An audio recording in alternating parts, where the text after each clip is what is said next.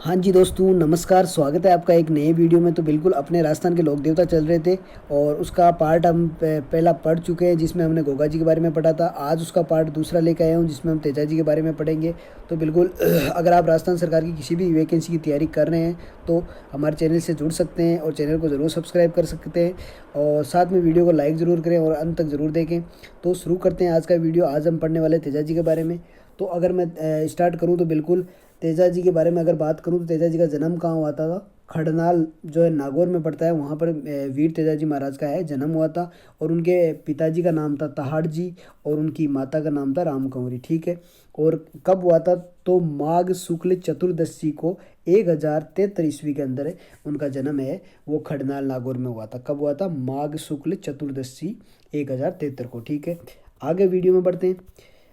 आगे बात करते हैं ये इनसे जुड़ी हुई जो पौराणिक कथा है वो दे रखी है। तो उसके बारे में अगर मैं आपसे बात करूँ कि जब तेजा जी अपनी पत्नी, इनकी पत्नी का नाम क्या था? पेमल था, को लेने अपने ससुराल कहाँ गए थे? पन्नेर। इनका ससुराल था पन्नेर, जो अजमेर ज़िले के अंदर पड़ता है। ठीक है। तब उसी दिन मेर मेर लोग जो थे वो लाचा गुजरी की गायें चुरा कर ले गए थे। लाचा गुजरी है वो पेमल की सहेली थी, उसकी गायें हैं वो मेर लोग हैं वो चुरा के ले गए थे। गुजरी की प्रार्थना पर वे गायों को मुक्त कराने जा ही रहे थे। यानी कि जब गुजरी ने तेजाजी से प्रार्थना की तो वह उन्हें गायें मुक्त कराने जा रहे थे, तो रास्ते में उन्हें सुरसुरा सुरसुरा गांव नामक स्थान पर उन्हें एक सर्प मिला, उन्हें एक सांप मिला।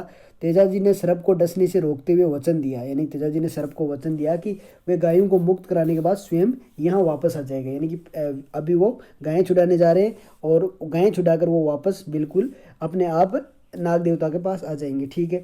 तो वो फिर आगे बढ़े और भीषण संघर्ष के बाद, यानी कि मेयर के जो लोग थे उनसे भीषण संघर्ष के बाद तेजाजी ने गायें हैं वो मुक्त कराने में क्या पा ली? सफलता प्राप्त कर ली। ठीक है।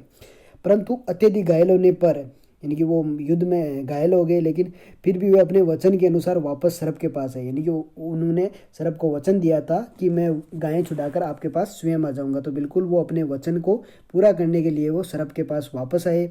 उनके पूरे शरीर पर घाव होने के कारण, यानी कि उनके युद्ध में पूरे शरीर पर क्या हो गए? घाव हो गए।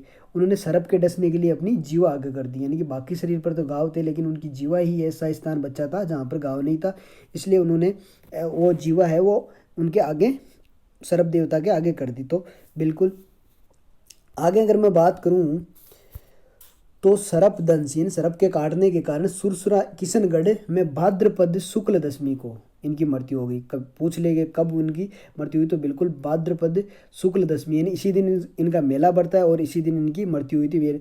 तो याद रखना है, भाद्रपद शुक्ल दशमी को इनकी मृत्यु कहाँ हुई थी? सुरसुरा किशनगढ़ में, जो अजमेर जिले में आता है, वहाँ पर हुई थी।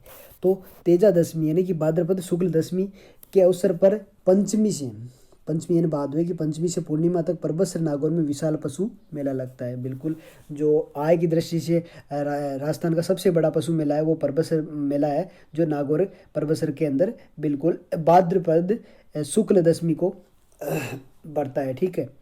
बात करूं आगे तो तेजा जी भी गोगा जी की तरह क्या थे? नागों के देवता थे। बिल्कुल नाग देवता के रूप में हम पूजा करते हैं तेजा जी की, और गोगा जी को भी नागों के देवता माना जाता है। ठीक है।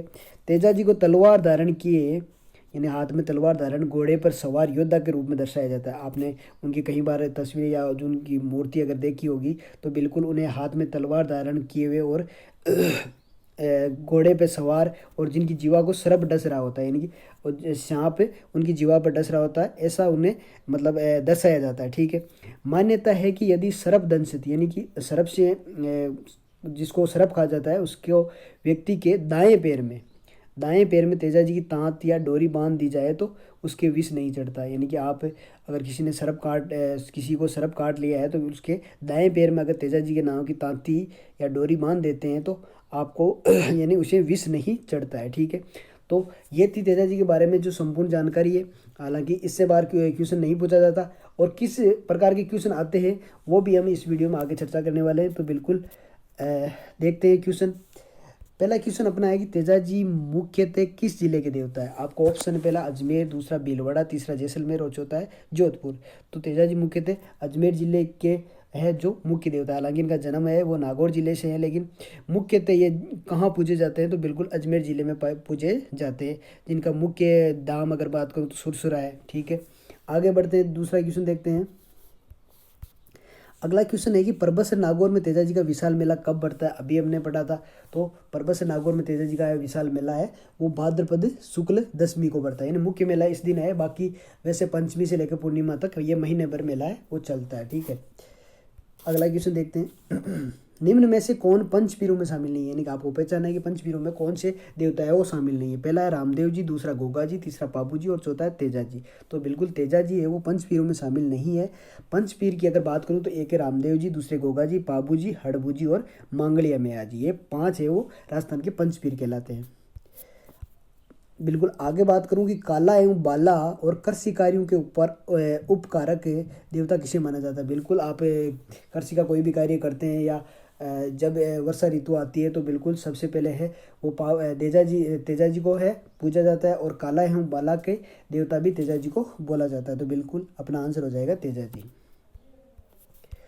अगला क्वेश्चन है कि राजस्थान का वह पवित्र स्थल कौन सा है जहाँ धार्मिक मान्यता के अनुसार तेजा जी को सांप ने काटा था। तो सांप ने तेजा जी को कहाँ कौन से स्थान पर काटा था। तो ऑप्शन है अपने पास खड़नाल, सेंद्रिया, ब्यावर और डेगाना।